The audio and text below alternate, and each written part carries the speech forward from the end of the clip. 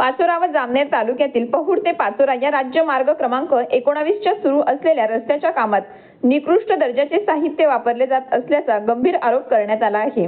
या प्रकरणाची चौकशी करून संबंधित अधिकाऱ्यांवर कारवाई करावी, अन्यथा 10 मार्च 2026 पासून मुंबई येथील आझाद मैदान येथे उपोषण आंदोलन छेडण्यात येईल, असा इशारा हरिभाऊ तुकाराम पाटील यांनी दिला आहे।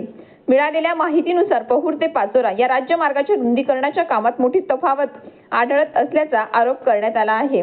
जामनेर तालुक्याच्या हद्दीत रस्त्याची रुंदी 10 मीटर ठेवण्यात आली असताना पाचोरा तालुक्यात मात्र केवळ 7 मीटर इतकीच रुंदी करण्यात येत असल्याचे सांगितले जात आहे। एकाच राज्य मार्गासाठी 2 वेगवेगळे आराखडे व अंदाजपत्रके तयार करण्यात आल्याबाबतही प्रश्न उपस्थित करण्यात आले आहेत। याशिवाय या रस्त्याखाली असलेले इंग्रजकालीन जुने पूल व मोऱ्या जीर्णावस्थेत असूनही त्यांचे नूतनीकरण न करता त्यावरच रस्त्याचे काम सुरू असल्याने भविष्यात अपघात किंवा मोठा धोका निर्माण होऊ शकतो, अशी भीती व्यक्त करण्यात आली आहे।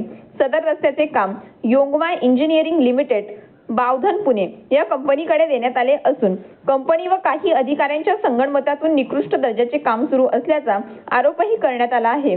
तसेच स्थानिक बेरोजगारांना काम न देता परप्रांतीय मजुरांकडून काम करून घेतले जात असल्याची तक्रारही करण्यात आली आहे। रस्त्याच्या कामासाठी वापरण्यात येणाऱ्या अवजड वाहनांकडून ओव्हरलोड वाहतूक केली जात असूनही आरटीओ विभागाकडून कोणतीही कारवाई होत नसल्याचेही निवेदनात नमूद करण्यात आले आहे। या संपूर्ण प्रकरणाची उच्चस्तरीय चौकशी करून संबंधित ठेकेदार व जबाबदार अधिकाऱ्यांवर कठोर कारवाई करावी, तसेच कामाची गुणवत्ता तपासून तोपर्यंत ठेकेदारांची बिले रोखण्यात यावीत, अशी मागणी करण्यात आली आहे।